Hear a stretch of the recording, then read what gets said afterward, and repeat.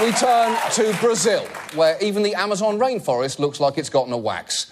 Now, President Dilma Rousseff has spent the whole week dealing with developments in a corruption scandal which threatens to undermine her entire government. Brazil's Supreme Court has approved an investigation into some of the country's top politicians. They're accused of taking bribes in exchange for lucrative oil contracts from the state-run oil company Petrobras. Now, when they say taking bribes, this isn't your standard £5 in an envelope left under a bench. Because Brazil's largest construction and engineering firms allegedly paid at least $800 million in bribes and other funds to secure contracts. $800 million!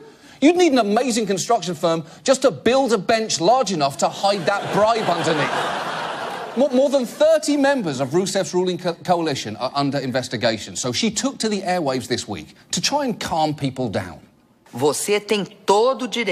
You have every right to get irritated and be worried, but I ask for patience and understanding because this situation is transitory. Is it?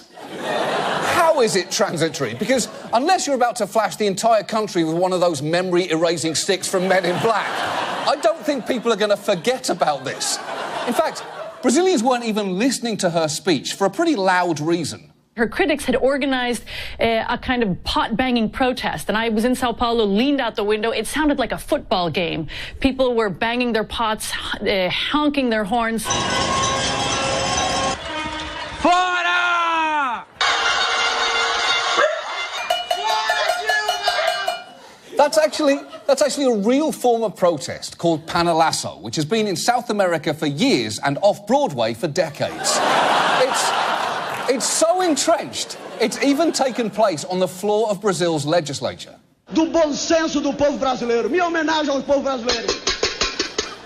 Now, I love everything about that, but the best detail there is the sign language interpreter. Even he is banging invisible pots in disgust. And if you think that Brazilians are overreacting to this story, there is one more thing you should know about Rousseff's involvement in this scandal. President Rousseff chaired the board of Petrobras for 7 years when much of the corruption is believed to have taken place. She's been cleared of any involvement in the scheme. How has she been cleared? She chaired the board of Petrobras while the bribes were... There's only one way to handle this. And now this.